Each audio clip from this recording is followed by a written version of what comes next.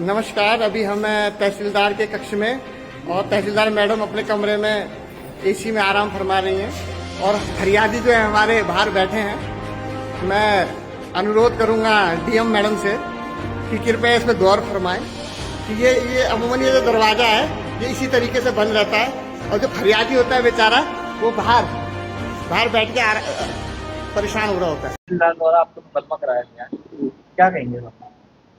जो तहसीलदार द्वारा जो मुकदमा कराया गया है वो पूरी तरीके से बेबुनियाद है, आधारहीन है, मनगढ़ंत है और ये द्वेष भावना के तहत कराया गया। और दिनांक 3 अगस्त 2024 को जब मैं उनसे मिलने गया था तो उनका दरवाज़ा बंद था और अमूमन दरवाज़ा बंद रहता था।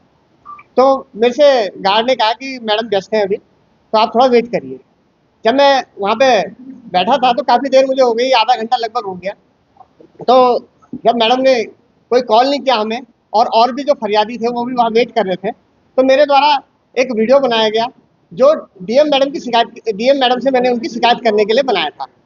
तो उसको उसी समय मैंने डीएम मैडम को भी व्हाट्सएप के माध्यम से वो भेज दिया था और मैंने कहा उच्च अधिकारियों तक भी ये बात पहुँचे, तो उसके लिए मैंने वो वीडियो सोशल मीडिया में अपने सोशल मीडिया प्लेटफॉर्म पे अपने वॉल से पोस्ट कर दिया था, जिस कारण वो मुझे लगता है कि वो मेरे से रंजिश रखने लगी। और उसी दिन मैंने मुख्यमंत्री पोर्टल पे एक शिकायत सीएम हेल्पलाइन में भी हमारे द्वारा कर दी गई थी और इसी वजह से वो कुछ रंजिश हमसे रख रही थी। और इसी क्रम में जब मैं 2-2.5 महीने तक उनसे मेरी कोई मुलाकात नहीं हुई और 14 तारीख को एक जूनियर है हमारे, उनकी कुछ फाइलों में उनके द्वारा आपत्ति लगा दी गई थी। तो उसने मेरे से रिक्वेस्ट करी, क्योंकि मैं बार का उपाध्यक्ष भी चुनाव लड़ चुका हूँ, तो एक जूनियर के उसके लिए मुझे जाना पड़ा। तो उसने जब बताया कि कोई आपत्ति लगाई गई है, अनावश्यक आपत्ति है, तो सर आप जरा बात कर लीजिए। तो मैं वहाँ गया, मैंने कहा मैडम आपने अनावश्यक आपत्ति लगाई। वो मुझे देख के तिलमिलाने लगी, गुस्सा करने लगी, तो मेरे को आपसे कोई बात नहीं करनी, मैं जा रही हूँ, मैं वीआईपी ड्यूटी में जा रही हूँ। तो मैडम मैंने कहा मुझे 1 मिनट सुन लीजिए। तो इस तरीके से उनका व्यवहार रहा और इस व्यवहार के इतनी मुश्किल से मैं वहाँ 2 मिनट भी नहीं बैठा हूँगा। अगर मैं मैडम को कहना चाहूँगा वो सीसीटीवी अगर ये सारी चीज़ें सत्य हैं तो सीसीटीवी फुटेज उपलब्ध कराए। अगर हमने उनके साथ कोई भी मिसबिहेव किया, अगर उनके साथ हमने कोई बदतमीजी की है तो वो सीसीटीवी फुटेज उपलब्ध कराए। प्रेस वार्ता किया आपने, मुख्य बात क्या है, क्या मांगे हैं आपकी? मेरी मांग ये है कि ये जो मुकदमा किया गया तो पुलिस से है कि वो निष्पक्ष जांच करे। ये तो लीगल पॉइंट पे आगे बात, पर मेरी सरकार से मांग है इसमें कि ऐसे जो भ्रष्ट अधिकारी हैं इनको बर्खास्त किया जाना चाहिए, क्योंकि ये समाज के लिए घातक है। इसलिए घातक है क्योंकि अगर कोई इनके खिलाफ आवाज उठाएगा तो इस आवाज को दबाने के लिए, उठाने के लिए पुलिस का सहारा ले रहे हैं और मुकदमों का सहारा ले रहे हैं, जो कतई भी एक व्यवस्था के लिए, एक सिस्टम के लिए अच्छा नहीं।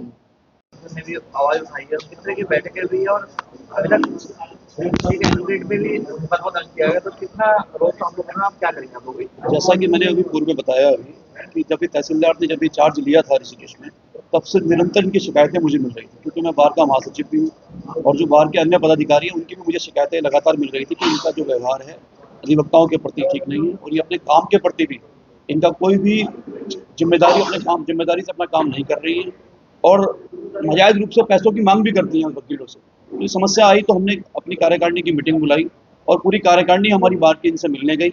एसडीएम साहब से भी हमने उनकी शिकायत करी, तो उन्होंने हमें आश्वासन दिया कि आगे से ऐसी चीज़ें नहीं होंगी और एक अच्छे माहौल में सामंजस्य से काम होगा। और उसके बाद भी निरंतर इनका व्यवहार ऐसा ही बना रहा, इनका कंडक्ट शुरू से गलत रहा। और अभी लालमणि जी ने बताया कि विद्वेष की भावना से ये बेबुनियाद मुकदमा इनके ऊपर लिखवा दिया गया, क्योंकि ये सामाजिक प्रतिष्ठित आदमी है, समाज के लिए हमेशा अपनी आवाज़ उठाते रहते हैं, बहुत ईमानदार आदमी है। तो अगर सच्चाई की लड़ाई लड़ना, अगर झूठे मुकदमे लगवाना है तो उसकी लड़ाई भी हम हमेशा ऐसी लड़ते रहेंगे, चाहे वो 2 मुकदमे लिखवाएं, 4 मुकदमे लिखवाएं, उससे मतलब नहीं है। अगर सच की लड़ाई है तो वैसे ही मिलकर लड़ेंगे, उसके लिए आवाज़ उठाएंगे, चाहे इसकी हमें कोई भी कीमत चुकानी पड़े। मुकदमा हुआ किस तरीके से देखते हैं समाज में सही है? श्रीमती सुशीला कोठियाल जी जो तहसीलदार के पद पर पदस्थापित थी, उनके द्वारा अधिवक्ता लालमणि रतुड़ी भाई पे जो मुकदमा हुआ, उन्होंने एक उनके जो बताया कि और पता भी चलता है कि लगभग उनका दरवाजा जो था कार्यालय का बंद रहता था और कोई फरियादी आता है तो उनकी सुनवाई उस तरह से नहीं हो पाती थी। इन्होंने एक सोशल मीडिया प्लेटफॉर्म पे जो है एक वीडियो डाल दी और उसके बाद जिलाधिकारी महोदय और जितने सक्षम प्राधिकारी थे उन्होंने पत्राचार किया।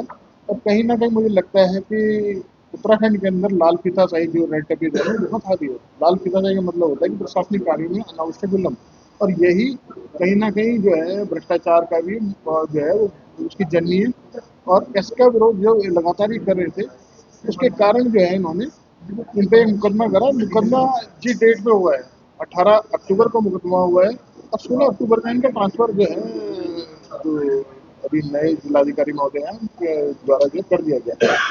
हो सकता है इस टाइम पदस्थापित थी नहीं थी तो ये देखने का विषय है, मगर एकदम जैसी पद से यहाँ से वो ट्रांसफर हुई है उस टाइम जो है ये मुकदमा कायम होना और पुराना परिप्रेक्ष्य बताने की उससे पहले हुआ। अगर ये 14 तारीख के पहले का था या उससे पहले का था मुकदमा पहले हो जाना चाहिए था।